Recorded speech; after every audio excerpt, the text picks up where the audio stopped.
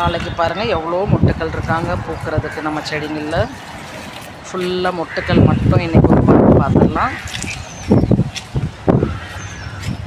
ஒவ்வொரு செடியிலையும் பாருங்கள் எவ்வளோ மொட்டுக்கள்.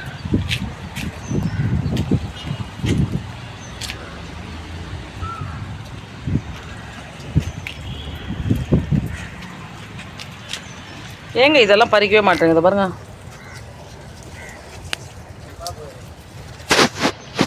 இவங்க எப்போ பார்த்தாலும் ஒளிஞ்சிக்கிறாங்க, மிஸ் ஆகிடுறாங்க. ஆனால் ஒரே இடத்துல பாருங்கள் எத்தனை முட்டைகள். 1 2 3 4, ஒரே இடத்துல 4 முட்டைகள் இருக்காங்க.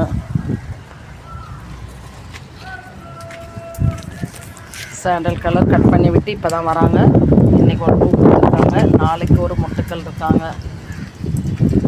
வெள்ளையும் அப்படி தாங்க, எல்லாம் கட் பண்ணி விட்டதில் பாருங்கள் நிறைய முட்டுக்கள் வராங்க.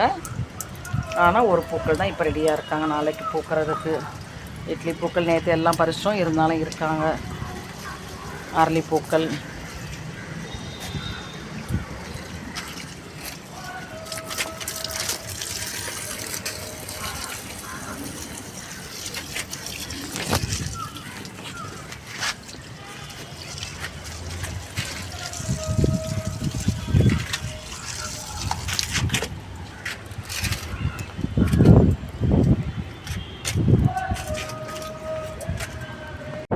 எவ்வளோ சின்ன செடி பாருங்கள். இந்த வெண்டை அதுலேயும் பிஞ்சுகள் வர ஆரம்பிச்சிட்டாங்க பாருங்கள். பிஞ்சுகள் மொத்தம் நம்மக்கிட்ட இப்போ ஒரு 8 வெண்டை செடி வந்திருக்காங்க விதை போட்டதில். குட்டி சைஸ், இவ்வளோதான் சைஸு.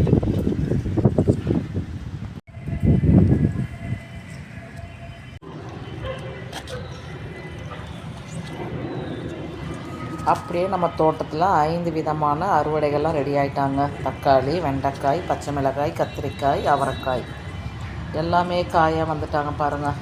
சூப்பராக நமக்கு ஹார்வெஸ்ட் கொடுக்குறாங்க. ரொம்ப சந்தோஷம். நம்ம முன்னாடி கத்திரி அறுவடை, மிளகாய் அறுவடை மட்டும்தான் எடுத்திருந்தோம். இப்போ 5 விதமான அறுவடைக்கு ரெடி ஆகிட்டாங்க.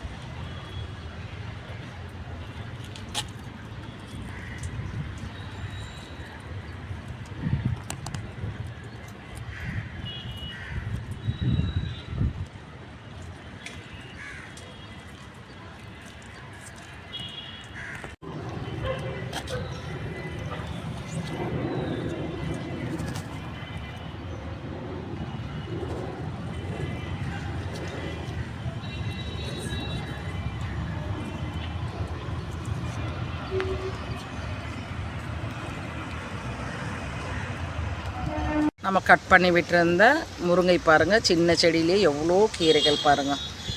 நிறைய பக்க கிளைகள் வந்திருக்காங்க. இது ஒரு செடி நமக்கு